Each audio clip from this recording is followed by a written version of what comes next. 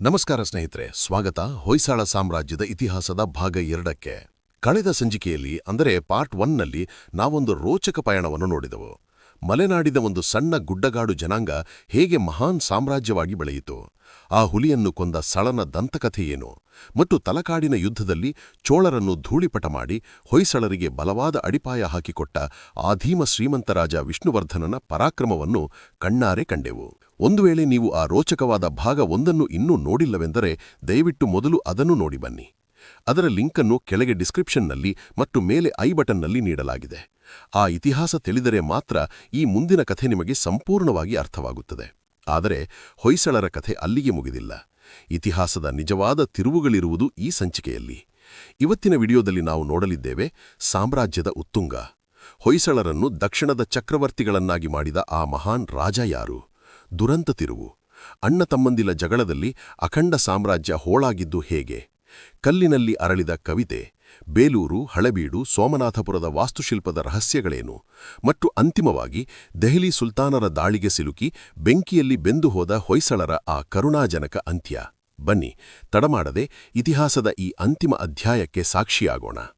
ವೀರಬಲ್ಲಾಳನ ನಂತರ ಅಧಿಕಾರಕ್ಕೇರಿದ ಅವನ ಮಗ 2ನೇ ನರಸಿಂಹ 1220ರಿಂದ 1235ರವರೆಗೆ. ತಂದೆಗಿಂತ ಕಡಿಮೆಯೇನಲ್ಲ. ತಂದೆ ಹಾಕಿಕೊಟ್ಟ ದಾರಿಯಲ್ಲೇ ನಡೆದ ಇವನು ಹೊಯ್ಸಳರ ಪ್ರಭಾವವನ್ನು ಕೇವಲ ಕರ್ನಾಟಕಕ್ಕೆ ಸೀಮಿತಗೊಳಿಸಲಿಲ್ಲ. ತಮಿಳುನಾಡಿನ ರಾಜಕೀಯ ದಾಟದಲ್ಲಿ ನೇರವಾಗಿ ಇಳಿದ. ಪಾಂಡ್ಯರ ಅಬ್ಬರಕ್ಕೆ ನಲುಗಿದ್ದ ಚೋಳರನ್ನು ರಕ್ಷಿಸಿ ತಾನೊಬ್ಬ ರಕ್ಷಕ ಎಂದು ಸಾಬೀತುಪಡಿಸಿದ. ಈ ಹಿಡಿತವನ್ನು ಮತ್ತಷ್ಟು ಗಟ್ಟಿಗೊಳಿಸಲು ಇಂದಿನ ತಿರುಚಿರಾಪಳ್ಳಿ ಬಳಿಯ ಕನ್ನನೂರು, ಕುಪ್ಪಂ ಎಂಬಲ್ಲಿ ಹೊಯ್ಸಳರ 2ನೇ ರಾಜಧಾನಿಯನ್ನೇ ಸ್ಥಾಪಿಸಿದ. ಅಂದರೆ ಆ ಕಾಲದಲ್ಲಿ ಹೊಯ್ಸಳ ಸಾಮ್ರಾಜ್ಯಕ್ಕೆ 2 ರಾಜಧಾನಿಗಳಿದ್ದವು. ಒಂದು ನಮ್ಮ ಮಲೆನಾಡಿನ ದ್ವಾರಸಮುದ್ರ, ಇನ್ನೊಂದು ತಮಿಳುನಾಡಿನ ಕನ್ನನೂರು. ಆದರೆ ಇತಿಹಾಸದ ಚಕ್ರ ಯಾವಾಗಲೂ ಒಂದೇ ದಿಕ್ಕಿನಲ್ಲಿ ಚಲಿಸುವುದಿಲ್ಲ. 2ನೇ ನರಸಿಂಹನ ನಂತರ ಬಂದ ಸೋಮೇಶ್ವರ 1235ರಿಂದ 1253ರವರೆಗೆ ತೆಗೆದುಕೊಂಡ ಒಂದು ನಿರ್ಧಾರ ಹೊಯ್ಸಳ ಸಾಮ್ರಾಜ್ಯದ ಅಡಿಪಾಯವನ್ನೇ ಅಲುಗಾಡಿಸಿತು. ಸೋಮೇಶ್ವರನಿಗೆ ತನ್ನ ತವರು ಮಲೆನಾಡಿಗಿಂತ ತಮಿಳುನಾಡಿನ ಮೇಲೆ ವ್ಯಾಮೋಹ ಹೆಚ್ಚಾಯಿತು. ಅವನು ತನ್ನ ಆಳ್ವಿಕೆಯ ಬಹುಪಾಲು ಸಮಯವನ್ನು ತಮಿಳುನಾಡಿನ ಕನ್ನನೂರಿನಲ್ಲೇ ಕಳೆದ. ಇತ್ತ ರಾಜನ ಗಮನ ಉತ್ತರದ ಕಡೆ ಕಡಿಮೆಯಾಗಿ ಆಗಿದ್ದೇ ತಡ ಹಳೆಯ ವೈರಿಗಳಾದ ಸೇವುಣು ಅಂದರೆ ಯಾದವರು ಮತ್ತೆ ಹೆಡೆಯೆತ್ತಿದರು. ಉತ್ತರ ಕರ್ನಾಟಕದಲ್ಲಿ ಹೊಯ್ಸಳರ ಹಿಡಿತ ಸಡಿಲವಾಯಿತು. ಇಷ್ಟು ಸಾಲದೆಂಬಂತೆ ಸೋಮೇಶ್ವರನ ಮರಣದ ನಂತರ ನಡೆದದ್ದು ಮಹಾದುರಂತ. ಅಖಂಡವಾಗಿದ್ದ ಹೊಯ್ಸಳ ಸಾಮ್ರಾಜ್ಯ ಅವನ 2 ಮಕ್ಕಳ ನಡುವೆ ಹೋಳಾಯಿತು. ರಾಜಧಾನಿ ಹಳೆಬೀಡು 3ನೇ ನರಸಿಂಹನ ಪಾಲಾಯಿತು. ತಮಿಳುನಾಡಿನ ಪ್ರಾಂತ್ಯ ರಾಮನಾಥನ ಪಾಲಾಯಿತು. ಈ ರಾಜ್ಯ ವಿಭಜನೆ ಮತ್ತು ಅಣ್ಣ ತಮ್ಮಂದಿರ ನಡುವಿನ ದಾಯಾದಿ ಮತ್ಸರವೇ ಅಂತಿಮವಾಗಿ ಬಲಿಷ್ಠ ಹೊಯ್ಸಳರ ಶಕ್ತಿಯನ್ನು ಕುಗ್ಗಿಸಿತು. ಹೀಗೆ ಚೂರುಚೂರಾಗಿದ್ದ ಹೊಯ್ಸಳ ಸಾಮ್ರಾಜ್ಯವನ್ನು ಮತ್ತೆ ಬೆಸೆಯಲು ಬಂದ ಕೊನೆಯ ಆಶಾಕಿರಣವೇ 3ನೇ ವೀರಬಲ್ಲಾಳ 1292ರಿಂದ 1343. ಇವನು ಸಾಮಾನ್ಯ ರಾಜನಲ್ಲ, ಮುಳುಗುತ್ತಿದ್ದ ಹಡಗನ್ನು ದಡ ಸೇರಿಸಲು ಬಂದ ಏಕಾಂಗಿ ನಾಯಕ. ತನ್ನ ಪರಾಕ್ರಮದಿಂದ ದಾಯಾದಿ ಕಲಹಗಳನ್ನು ಬದಿಗಿಟ್ಟು ಒಡೆದಿದ್ದ ರಾಜ್ಯವನ್ನು ಮತ್ತೆ ಒಂದುಗೂಡಿಸ ಕೀರ್ತಿ ಇವನಿಗೆ ಸಲ್ಲುತ್ತದೆ. ಆದರೆ ವಿಧಿಯಾಟವೇ ಬೇರೆಯಾಗಿತ್ತು. ಬಲ್ಲಾಳನ ಆಳ್ವಿಕೆಯ ಕಾಲವು ಹೊಯ್ಸಳರ ಇತಿಹಾಸದಲ್ಲಿ ಅತ್ಯಂತ ಕಠಿಣವಾದ ಅಗ್ನಿಪರೀಕ್ಷೆಯ ಸಮಯವಾಗಿತ್ತು. ಏಕೆ ಗೊತ್ತಾ? ಉತ್ತರದ ದೆಹಲಿಯಲ್ಲಿ ಕುಳಿತಿದ್ದ ಸುಲ್ತಾನರ ಕಣ್ಣು ಈಗ ದಕ್ಷಿಣದ ಕಡೆಗೆ ಬಿದ್ದಿತ್ತು. ದಕ್ಷಿಣ ಭಾರತದ ದೇವಾಲಯಗಳಲ್ಲಿರುವ ಅಪಾರ ಬಂಗಾರ ಮತ್ತು ಸಂಪತ್ತಿನ ಕಥೆ ದೆಹಲಿ ತಲುತ್ತಿತ್ತು. ರಣಹದ್ದುಗಳು ಬೇಟೆಗೆ ಕಾಯುವಂತೆ ಸುಲ್ತಾನರ ಸೈನ್ಯ ದಕ್ಷಿಣದ ಸಿರಿವಂತಿಕೆಯನ್ನು ಲೂಟಿ ಮಾಡಲು ಹೊಂಚು ಹಾಕುತ್ತಿತ್ತು. ಅದು ಕ್ರಿಸ್ತಶಕ 1311. ಹೊಯ್ಸಳರ ಪಾಲಿಗೆ ನರಕದ ಬಾಗಿಲು ತೆರೆದ ವರ್ಷ. ದೆಹಲಿಯ ಸುಲ್ತಾನ್ ಅಲ್ಲಾವುದ್ದೀನ್ ಖಿಲ್ಜಿಯ ಕ್ರೂರ ದಂಡನಾಯಕ ಮಲಿಕ್ ಕಾಫೂರ್ ಎಂಬ ಬಿರುಗಾಳಿ ದಕ್ಷಿಣಕ್ಕೆ ಅಪ್ಪಳಿಸಿತು. ಅವನ ರಕ್ತಪಿಪಾಸು ಸೈನ್ಯವು ನೇರವಾಗಿ ಮುತ್ತಿಗೆ ಹಾಕಿದ್ದು ಹೊಯ್ಸಳರ ಹೆಮ್ಮೆಯ ರಾಜಧಾನಿ ದ್ವಾರಸಮುದ್ರ ಅಂದರೆ ಇಂದಿನ ಹಳೆಬೀಡಿನ ಮೇಲೆ.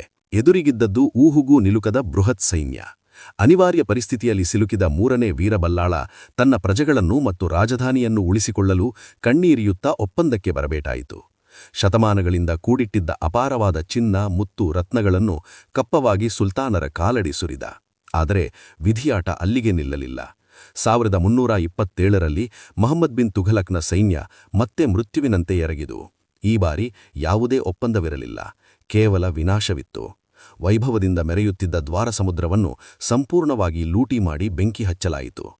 ಅಂದು ಹೊತ್ತಿ ಉರಿದ ಆ ಬೆಂಕಿಯಲ್ಲೇ ಹೊಯ್ಸಳರ ಸುವರ್ಣ ಯುಗವು ಕರಗಿ ಹೋಯಿತು. ರಾಜಧಾನಿ ಸುಟ್ಟು ಬೂದಿಯಾಗಿರಬಹುದು, ಸಾಮ್ರಾಜ್ಯ ಕುಸಿದು ಬಿದ್ದಿರಬಹುದು, ಆದರೆ ಮೂರನೇ ವೀರಬಲ್ಲಾಳನ ಎದೆಯೊಳಗಿನ ಧೈರ್ಯದ ಕಿಚ್ಚು ಮಾತ್ರ ಆರಿರಲಿಲ್ಲ. ದೆಹಲಿ ಸುಲ್ತಾನರ ಅಟ್ಟಹಾಸವನ್ನು ತಡೆಯಲು ದಕ್ಷಿಣದ ಹಿಂದೂ ರಾಜರು ಒಂದಾಗಲೇಬೇಕು ಎಂದು ಅರಿತ ಆತ ಎಲ್ಲರನ್ನೂ ಒಗ್ಗೂಡಿಸಿ ಒಂದು ಬಲಿಷ್ಠ ಒಕ್ಕೂಟವನ್ನು ಕಟ್ಟಲು ಶ್ರಮಿಸಿದ. ವಯಸ್ಸು ದೇಹಕ್ಕೆ ಮಾತ್ರ, ಮನಸ್ಸಿಗಲ್ಲ ಎಂಬುದನ್ನು ಜಗತ್ತಿಗೆ ತೋರಿಸಿದ ವೀರ ಆತ. ಬರೋಬ್ಬರಿ 80ನೇ ವಯಸ್ಸಿನಲ್ಲಿ ಕೈ ನಡುಗುವ ಕಾಲದಲ್ಲಿ ಆತ ಕೈಯಲ್ಲಿ ಕತ್ತಿ ಹಿಡಿದು ಕುದುರೆ ಏರಿದ. 1343ರಲ್ಲಿ ಮಧುರೈ ಸುಲ್ತಾನರ ವಿರುದ್ಧ ನಡೆದ ಆ ನಿರ್ಣಾಯಕ ಯುದ್ಧದಲ್ಲಿ ಯುವಕರು ನಾಚುವಂತೆ ಹೋರಾಡಿದ. ರಣರಂಗದಲ್ಲೇ ಹೋರಾಡುತ್ತಾ ತನ್ನ ನಾಡಿಗಾಗಿ, ಧರ್ಮಕ್ಕಾಗಿ ಪ್ರಾಣತ್ಯಾಗ ಮಾಡಿ ವೀರಮರಣವನ್ನಪ್ಪಿದ. ಆತನ ಸಾವಿನೊಂದಿಗೆ ದಕ್ಷಿಣ ಭಾರತದ ಆಕಾಶದಲ್ಲಿ 300 ವರ್ಷಗಳ ಕಾಲ ಬೆಳಗಿದ ಹೊಯ್ಸಳ ಎಂಬ ಸೂರ್ಯ ಅಸ್ತಂಗತನಾದ. ವೀರಬಲ್ಲಾಳನ ಆ ವೀರಮರಣದೊಂದಿಗೆ ಸುಮಾರು 300 ವರ್ಷಗಳ ಕಾಲ ದಕ್ಷಿಣ ಭಾರತದಲ್ಲಿ ಕಂಗೊಳಿಸಿದ್ದ ಹೊಯ್ಸಳ ಸಾಮ್ರಾಜ್ಯದ ಸೂರ್ಯ ಅಸ್ತಂಗತನಾದರೂ, ಆದರೆ ಸೂರ್ಯ ಮುಳುಗಿದ್ದು ಕತ್ತಲಲ್ಲ, ಹೊಸ ಉದಯಕ್ಕಾಗಿ. ಬಲ್ಲಾಳನ ಆ ತ್ಯಾಗ ವ್ಯರ್ಥವಾಗಲಿಲ್ಲ. ಹೊಯ್ಸಳರ ಸಾಮ್ರಾಜ್ಯದ ಬೂದಿಯಿಂದಲೇ ಎದ್ದು ಬಂತು ಜಗತ್ತೇ ನಿಬ್ಬೆರಗಾಗುವಂತಹ ಹಿಂದೂ ಧರ್ಮದ ರಕ್ಷಕನಾಗಿ ನಿಂತ ಇನ್ನೊಂದು ಮಹಾನ್ ಸಾಮ್ರಾಜ್ಯ, ಅದೇ ವಿಜಯನಗರ. ಹೊಯ್ಸಳರು ಯಾವ ಧರ್ಮ ರಕ್ಷಣೆಯ ದೀಕ್ಷೆಯನ್ನು ತೊಟ್ಟಿದ್ದರೋ ಅದನ್ನೇ ಹಕ್ಕಬುಕ್ಕರು ಮುಂದುವರಿಸಿದರು. ಹೀಗೆ ಒಂದು ಯುಗ ಮುಗಿದರೂ ಇತಿಹಾಸ ನಿಲ್ಲಲಿಲ್ಲ. ಹೊಯ್ಸಳರ ಅಂತ್ಯವೇ ಮುಂದೆ 300 ವರ್ಷಗಳ ಕಾಲ ಆಳಿದ ವಿಜಯನಗರ ಸುವರ್ಣ ಯುಗಕ್ಕೆ ನಾಂದಿ ಹಾಡಿತು. ಯುದ್ಧಗಳು ಮುಗಿದಿರಬಹುದು, ಸಾಮ್ರಾಜ್ಯಗಳು ಮಣ್ಣಾಗಿರಬಹುದು, ಆದರೆ ಹೊಯ್ಸಳರು ಇಂದಿಗೂ ನಮ್ಮೊಂದಿಗೆ ಜೀವಂತವಾಗಿರುವುದು ಹೇಗೆ ಗೊತ್ತಾ? ಅದು ಅವರ ಅದ್ಭುತ ವಾಸ್ತುಶಿಲ್ಪದಿಂದ. ಹೌದು, ಹೊಯ್ಸಳರು ರಾಜಕೀಯವಾಗಿ ಎಷ್ಟು ಹೆಸರು ಮಾಡಿದರೋ ಅದಕ್ಕಿಂತಲೂ 100 ಪಟ್ಟು ಹೆಚ್ಚು ಖ್ಯಾತಿಯನ್ನು ತಮ್ಮ ಶಿಲ್ಪಕಲೆಯಿಂದ ಗಳಿಸಿದ್ದಾರೆ. ಅವರು ಕಟ್ಟಿಸಿದ ದೇವಾಲಯಗಳು ಕೇವಲ ದೇವರ ಪೂಜೆಗಷ್ಟೇ ಸೀಮಿತವಾಗಿರಲಿಲ್ಲ. ಪ್ರತಿಯೊಂದು ಕಂಬವೂ, ಪ್ರತಿಯೊಂದು ವಿಗ್ರಹವೂ ಮಾತನಾಡುತ್ತವೆ. ಅವು ಕಲೆ, ಸಂಸ್ಕೃತಿ ಮತ್ತು ಧರ್ಮವನ್ನು ಕಲಿಸುವ ಜೀವಂತ ವಿಶ್ವವಿದ್ಯಾಲಯಗಳಾಗಿದ್ದವು.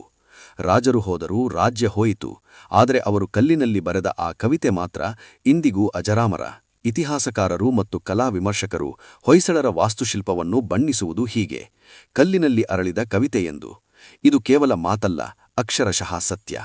ಈ ಸತ್ಯಕ್ಕೆ ಜಾಗತಿಕ ಮಾನ್ಯತೆ ಸಿಕ್ಕಿದ್ದು ಇತ್ತೀಚೆಗೆ ನಮ್ಮ ಹೆಮ್ಮೆಯ ಬೇಲೂರು, ಹಳೆಬೀಡು ಮತ್ತು ಸೋಮನಾಥಪುರದ ದೇವಾಲಯಗಳ ಗುಂಪಿಗೆ ಯುನೆಸ್ಕೋ ವಿಶ್ವ ಪಾರಂಪರ್ಯ ತಾಣ ಅಂದರೆ ಯುನೆಸ್ಕೋ ವರ್ಲ್ಡ್ ಹೆರಿಟೇಜ್ ಸೈಟ್ ಎಂಬ ಗೌರವದ ಮುದ್ರೆ ಬಿದ್ದಿದೆ. ಇದರರ್ಥ ಇಷ್ಟೇ: ಈ ದೇವಾಲಯಗಳು ಕೇವಲ ಕರ್ನಾಟಕದ ಆಸ್ತಿಯಲ್ಲ, ಇಡೀ ಮಾನವಕುಲದ ಶ್ರೇಷ್ಠ ಅದ್ಭುತಗಳಲ್ಲಿ ಒಂದು ಎಂದು ಇಡೀ ಜಗತ್ತೇ ಒಪ್ಪಿಕೊಂಡಿದೆ. ಹೊಯ್ಸಳರ ವಾಸ್ತುಶಿಲ್ಪ ಆಕಾಶದಿಂದ ಉದಿರಿದ್ದಲ್ಲ. ಇದು ಹಿಂದಿನ ಚಾಲುಕ್ಯ, ದ್ರಾವಿಡ ಮತ್ತು ಉತ್ತರದ ನಾಗರ ಶೈಲಿಗಳ ಸಾರವನ್ನು ಹೀರಿಕೊಂಡು ತನ್ನದೇ ಆದ ವಿಶಿಷ್ಟ ರೂಪ ಪಡೆದ ಹೊಯ್ಸಳ ಶೈಲಿ. ಈ ಶೈಲಿಯನ್ನು ಜಗತ್ತಿನ ಇತರೆಲ್ಲ ದೇವಾಲಯಗಳಿಗಿಂತ ವಿಶೇಷವಾಗಿಸುವುದು ಈ 3 ಪ್ರಮುಖ ಲಕ್ಷಣಗಳು. ಮೊದಲನೆಯದು ಬಳಪದ ಕಲ್ಲು.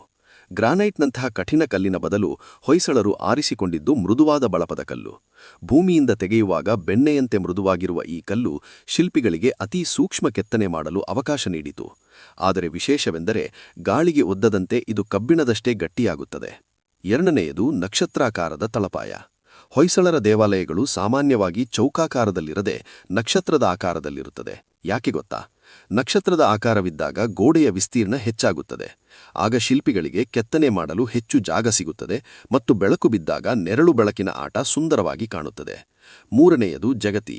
ದೇವಸ್ಥಾನವನ್ನು ನೇರವಾಗಿ ನೆಲದ ಮೇಲೆ ಕಟ್ಟದೆ ಸುಮಾರು 3 ರಿಂದ 4 ಅಡಿ ಎತ್ತರದ ವಿಶಾಲವಾದ ವೇದಿಕೆಯ ಮೇಲೆ ಕಟ್ಟುತ್ತಿದ್ದರು. ಭಕ್ತರು ದೇವಸ್ಥಾನದ ಪ್ರದಕ್ಷಿಣೆ ಹಾಕಲು ಮತ್ತು ಕೆತ್ತನೆಗಳನ್ನು ಹತ್ತಿರದಿಂದ ನೋಡಲು ಈ ಜಗತಿಯೇ ದಾರಿ. ಹೊಯ್ಸಳ ಕಲೆಯ ಹೆಬ್ಬಾಗಿಲು ಬೇಲೂರಿನ ಚೆನ್ನಕೇಶವ ದೇವಾಲಯ. ಆರಂಭದಲ್ಲಿ ಇದನ್ನು ವಿಜಯನಾರಾಯಣ ದೇವಾಲಯ ಎಂದು ಕರೆಯುತ್ತಿದ್ದರು. ಯಾಕೆಂದರೆ ಇದು ವಿಷ್ಣುವರ್ಧನನು ತಲಕಾಡು ಕದನದಲ್ಲಿ ಚೋಳರನ್ನು ಸೋಲಿಸಿದ ಐತಿಹಾಸಿಕ ವಿಜಯದ ಸಂಕೇತ. 1117ರಲ್ಲಿ ಈ ದೇವಾಲಯಕ್ಕೆ ಅಡಿಪಾಯ ಹಾಕಲಾಯಿತು. ಆದರೆ ಇದರ ನಿರ್ಮಾಣ ಕಾರ್ಯ ಅಷ್ಟು ಸುಲಭವಾಗಿರಲಿಲ್ಲ. ಒಂದು ಕಲ್ಲನ್ನು ಕೆತ್ತಿ ಇನ್ನೊಂದು ಕಲ್ಲಿಗೆ ಜೋಡಿಸಿ ಈ ದೇವಾಲಯ ಪೂರ್ಣಗೊಳ್ಳಲು ತೆಗೆದುಕೊಂಡಿದ್ದು ಬರೋಬ್ಬರಿ 103 ವರ್ಷಗಳು. ಊಹಿಸಿಕೊಳ್ಳಿ, ಅಜ್ಜ ಆರಂಭಿಸಿದ ಕೆಲಸವನ್ನು ಮೊಮ್ಮಗ ವೀರಬಲ್ಲಾಳ ಪೂರೈಸಿದ. 3 ತಲೆಮಾರಿನ ಶಿಲ್ಪಿಗಳು ತಮ್ಮ ಜೀವನವನ್ನೇ ಧಾರೆ ಎರೆದ ತಪಸ್ಸಿನ ಫಲವೇ ಈ ದೇವಾಲಯ. ಬೇಲೂರು ದೇವಾಲಯದ ಸೌಂದರ್ಯದ ಕಿರೀಟವೆಂದರೆ ಅಲ್ಲಿ ನಿಂತಿರುವ ಮದನಿಕೆಯರು ಅಥವಾ ಶಿಲಾಬಾಲಿಕೆಯರು. ಒಟ್ಟು 42 ವಿಗ್ರಹಗಳು, ಒಂದೊಂದು ಅದ್ಭುತ. ಇವು ಕೇವಲ ಕಲ್ಲಿನ ಗೊಂಬೆಗಳಲ್ಲ, ಶಿಲ್ಪಿಗಳು ಕಲ್ಲಿನಲ್ಲಿ ಸೆರೆಹಿಡಿದ ಜೀವಂತ ಕಾವ್ಯಗಳು. ನೃತ್ಯ, ಸಂಗೀತ, ಶೃಂಗಾರ, ಬೇಟೆ, ಹೀಗೆ ಹೆಣ್ಣಿನ ಸೌಂದರ್ಯ ಮತ್ತು ಲಾವಣ್ಯದ 100 ಭಂಗಿಗಳಿಲ್ಲಿವೆ. ಕೈಯಲ್ಲಿ ಕನ್ನಡಿ ಹಿಡಿದು ಸೌಂದರ್ಯ ನೋಡಿಕೊಳ್ಳುತ್ತಿರುವ ದರ್ಪಣ ಸುಂದರಿ, ಗಿಳಿಯೊಂದಿಗೆ ಮಾತನಾಡುತ್ತಿರುವ ಶುಕಭಾಷಿಣಿ, ಹಬ್ಬ ಆಭರಣಗಳ ಸೂಕ್ಷ್ಮತೆ, ಸೀರೆಯ ನೆರಿಗೆಗಳ ನೈಜತೆಯನ್ನು ಕಂಡರೆ ಇವು ಕಲ್ಲೋ ಅಥವಾ ಶಿಲ್ಪಿಯ ಮಾಯಾಜಾಲವೋ ಎಂದು ಇಡೀ ಜಗತ್ತೇ ಬೆರಳುತ್ತದೆ. ದೇವಾಲಯದ ಹೊರಗಿನ ಶಿಲ್ಪಕಲೆ ನೋಡಿ ಬೆರಗಾಗಿದ್ದರೆ ಬನ್ನಿ. ಇಲ್ಲಿ ನಿಮ್ಮನ್ನು ಕಾಯುತ್ತಿರುವುದು ನವರಂಗದ ಮಾಯಾಲೋಕ. ಇಲ್ಲಿರುವ ಕಂಬಗಳು ಕೇವಲ ಛಾವಣಿಯನ್ನು ಹೊತ್ತಿಲ್ಲ, ಅವು ಹೊಯ್ಸಳರ ತಾಂತ್ರಿಕ ಜ್ಞಾನಕ್ಕೆ ಹಿಡಿದ ಕನ್ನಡಿ. ಇವುಗಳಲ್ಲಿ ಅತ್ಯಂತ ಪ್ರಸಿದ್ಧವಾದದ್ದು ನರಸಿಂಹ ಸ್ತಂಭ. ಈ ಒಂದೇ ಒಂದು ಕಂಬದ ಮೇಲೆ ಎಷ್ಟೊಂದು ಸೂಕ್ಷ್ಮ ಕೆತ್ತನೆಗಳಿವೆ ಎಂದರೆ 1 ಇಂಚು ಜಾಗವನ್ನು ಶಿಲ್ಪಿಗಳು ಖಾಲಿ ಬಿಟ್ಟಿಲ್ಲ. ಮತ್ತು ಒಂದು ರೋಚಕ ವಿಷಯ ಗೊತ್ತಾ? ಅಂದಿನ ಕಾಲದಲ್ಲಿ ಈ ಬೃಹತ್ ಕಂಬ ತನ್ನ ಅಚ್ಚಿನ ಮೇಲೆ ತಾನಾಗಿಯೇ ತಿರುಗುತ್ತಿತ್ತಂತೆ. ಯಂತ್ರಗಳಿಲ್ಲದ ಆ ಕಾಲದಲ್ಲಿ ಕಲ್ಲಿನ ಕಂಬವನ್ನು ತಿರುಗುವಂತೆ ಮಾಡಲು ಅವರು ಬಳಸಿದ ತಂತ್ರಜ್ಞಾನವಾದರೂ ಏನು ಎಂಬುದು ಇಂದಿಗೂ ವಿಜ್ಞಾನಿಗಳಿಗೂ ಮತ್ತು ಇಂಜಿನಿಯರ್ಗಳಿಗೂ ಬಗೆಹರಿಯದ ಸೋಜಿಗ. ಬೇಲೂರಿನಿಂದ ಸ್ವಲ್ಪ ದೂರ ಪ್ರಯಾಣಿಸಿದರೆ ಸಿಗುವುದೇ ಅಂದಿನ ವೈಭವದ ರಾಜಧಾನಿ ದ್ವಾರಸಮುದ್ರ, ಅಂದರೆ ಇಂದಿನ ಹಳೇಬೀಡು. ಇಲ್ಲಿ ಪ್ರವಾಸಿಗರನ್ನು ಸ್ವಾಗತಿಸುವುದು ಬೃಹದ್ಗಾತ್ರದ ಹೊಯ್ಸಳೇಶ್ವರ ದೇವಾಲಯ. 1121ರಲ್ಲಿ ವಿಷ್ಣುವರ್ಧನನ ಆಳ್ವಿಕೆಯ ಉತ್ತುಂಗದಲ್ಲಿ ಕೇತಮಲ್ಲ ಎಂಬ ಪ್ರಮುಖ ಅಧಿಕಾರಿ ಮತ್ತು ವರ್ತಕ ಈ ದೇವಾಲಯದ ನಿರ್ಮಾಣಕ್ಕೆ ಅಡಿಪಾಯ ಹಾಕಿದ. ಬೇಲೂರಿನಲ್ಲಿ ವಿಷ್ಣುವಿನ ಆರಾಧನೆಯಾದರೆ ಇಲ್ಲಿ ಲಯಕರ್ತನಾದ ಶಿವನ ದರ್ಬಾರು. ಇದು ಶಿವನಿಗೆ ಅರ್ಪಿತವಾದ ಜೋಡಿ ಗರ್ಭಗುಡಿಗಳನ್ನು, ಅಂದರೆ ದ್ವಿಕೂಟ ಹೊಂದಿರುವ ಅದ್ಭುತ ಕಲಾಕೃತಿ. ಹೊರಗಿನಿಂದ ನೋಡಲು ಇದೊಂದು ದೇವಸ್ಥಾನದಂತೆ ಕಂಡರೂ ಹತ್ತಿರ ಹೋದರೆ ಇದೊಂದು ಶಿಲ್ಪಕಲೆಯ ಸಾಗರ. ಹೊಯ್ಸಳೇಶ್ವರ ದೇವಾಲಯವನ್ನು ಕೇವಲ ದೇವಸ್ಥಾನ ಎನ್ನುವುದಕ್ಕಿಂತ ಭಾರತೀಯ ಶಿಲ್ಪಕಲೆಯ ವಿಶ್ವಕೋಶ, ಅಂದರೆ ಎನ್ಸೈಕ್ಲೋಪೀಡಿಯಾ ಎನ್ನುವುದೇ ಸರಿ.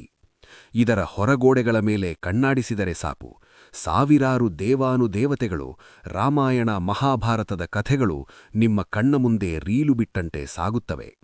ಕೆಳಭಾಗದಲ್ಲಿ ಗಜಬಲವನ್ನು ತೋರಿಸುವ ಸಾವಿರಾರು ಆನೆಗಳ ಸಾಲು, ಅದರ ಮೇಲೆ ವೇಗವನ್ನು ತೋರಿಸುವ ಕುದುರೆಗಳು, ಹೀಗೆ ಒಂದರ ಮೇಲೊಂದು ಹಂತ ಹಂತವಾಗಿ ಕೆತ್ತಲಾದ ಶಿಲ್ಪಗಳ ಸರಮಾಲೆ.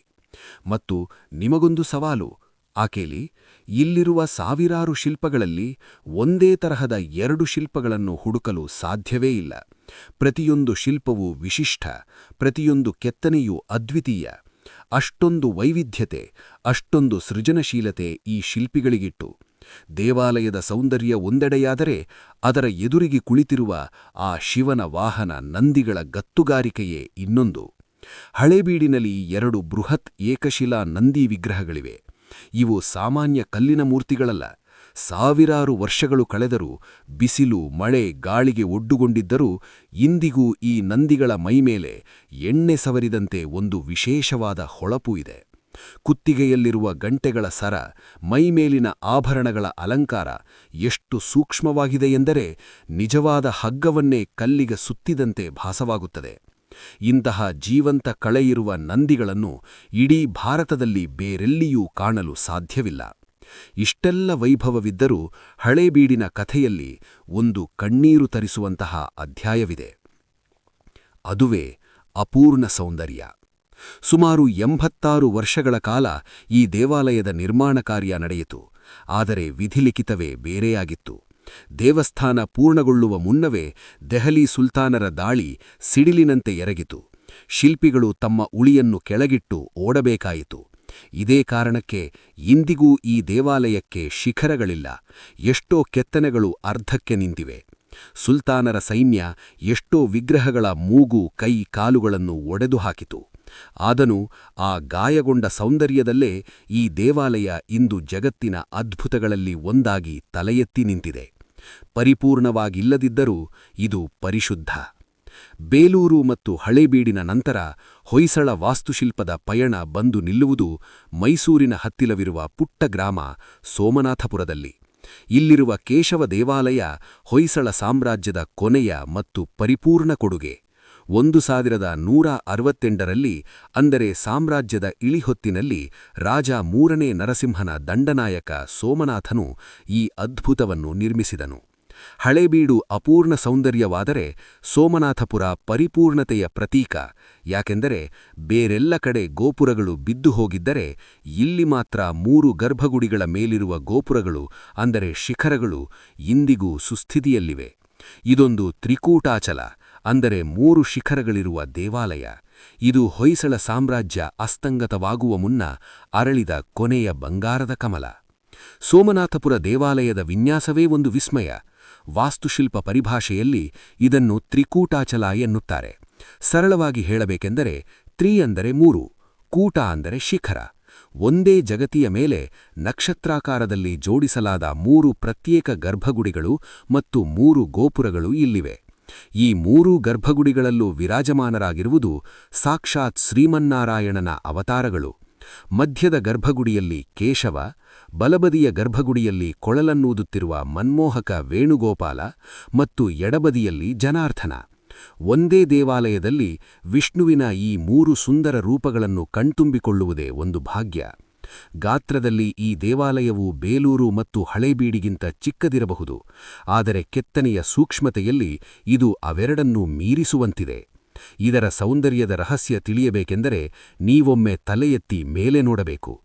ಅಲ್ಲಿನ ಛಾವಣಿಯ ವಿನ್ಯಾಸಗಳನ್ನು ನೋಡಿ. ಕಲ್ಲೇ ಕರಗಿ ಕಮಲದ ಮೊಗ್ಗು ಮತ್ತು ಬಾಳೆ ಹೂವಿನ ಆಕಾರ ಪಡೆದಂತಿದೆ. ಇದನ್ನು ವಾಸ್ತುಶಿಲ್ಪದಲ್ಲಿ ಭುವನೇಶ್ವರಿ ಎನ್ನುತ್ತಾರೆ. ನಕ್ಷತ್ರಾಕಾರದ ವಿನ್ಯಾಸ, ಒಂದಕ್ಕೊಂದು ಹೋಲಿಕೆಯಿಲ್ಲದ ವಿನ್ಯಾಸಗಳು, ನಿಜಕ್ಕೂ ಅದ್ಭುತ. ಹೊರಗಿನಿಂದ ನೋಡಿದರೆ 3 ಶಿಖರಗಳ ಗಾಂಭೀರ್ಯ, ಒಳಗಿನಿಂದ ನೋಡಿದರೆ ಕೆತ್ತನೆಯ ಲಾಲಿತ್ಯ. ಒಟ್ಟಾರೆಯಾಗಿ ಸೋಮನಾಥಪುರ ದೇವಾಲಯವು ಹೊಯ್ಸಳ ಸಾಮ್ರಾಜ್ಯದ ಪರಿಪೂರ್ಣವಾದ ಅಂತಿಮ ಹಸ್ತಾಕ್ಷರದಂತಿದೆ. ಅಂತಿಮವಾಗಿ ಹೇಳುವುದಾದರೆ ಈ ದೇವಾಲಯಗಳು ಕೇವಲ ನಿರ್ಜೀವ ಕಲ್ಲಿನ ಕಟ್ಟಡಗಳಲ್ಲ. ಇವು ಹೊಯ್ಸಳರ ಅಚಲವಾದ ಧಾರ್ಮಿಕ ಶ್ರದ್ಧೆ, ಅವರ ಅದ್ಭುತ ಸೌಂದರ್ಯ ಪ್ರಜ್ಞೆ ಮತ್ತು ಮುಖ್ಯವಾಗಿ ಆ ಅನಾಮಧೇಯ ಶಿಲ್ಪಿಗಳು 100 ವರ್ಷಗಳ ಕಾಲ ನಡೆಸಿದ ತಪಸ್ಸಿನ ಫಲ. ಇವು ಕೇವಲ ಪ್ರವಾಸ ತಾಣಗಳಲ್ಲ, ಇವು ನಮ್ಮ ಕರ್ನಾಟಕದ ಸಾಂಸ್ಕೃತಿಕ ಪರಂಪರೆಯ ಅಮೂಲ್ಯ ನಿಧಿಗಳು. ಈ ನಿಧಿಯನ್ನು ಕಣ್ಣಲ್ಲಿ ಕಣ್ಣಿಟ್ಟು ಕಾಪಾಡಿಕೊಳ್ಳುವುದು ಕನ್ನಡಿಗರಾದ ನಮ್ಮೆಲ್ಲರ ಕರ್ತವ್ಯ. ಸ್ನೇಹಿತರೆ, ಇದಾಗಿತ್ತು ಕರ್ನಾಟಕದ ಹೆಮ್ಮೆಯ ಹೊಯ್ಸಳ ಸಾಮ್ರಾಜ್ಯದ ರೋಚಕ ಇತಿಹಾಸದ 2ನೇ ಭಾಗ. ಒಂದು ಕಾಲದಲ್ಲಿ ಕತ್ತಿ ಮತ್ತು ಉಳಿಯ ಶಬ್ದದಿಂದ ಕೂಡಿದ್ದ ಹಳೇಬೀಡು ಇಂದು ಮೌನವಾಗಿರಬಹುದು, ಆದರೆ ಆ ಮೌನದಲ್ಲೂ ಒಂದು ಗಾಂಭೀರ್ಯವಿದೆ. ಹೊಯ್ಸಳರ ವಾಸ್ತುಶಿಲ್ಪದಲ್ಲಿ ನಿಮಗೆ ಯಾವುದು ಹೆಚ್ಚು ಇಷ್ಟವಾಯಿತು? ಬೇಲೂರಿನ ಚೆನ್ನಕೇಶವನ ಸೌಂದರ್ಯವೋ ಅಥವಾ ಹಳೇಬೀಡಿನ ಬೃಹತ್ ನಂದಿಯೋ? ತಪ್ಪದೆ ಕಮೆಂಟ್ ಮಾಡಿ ತಿಳಿಸಿ.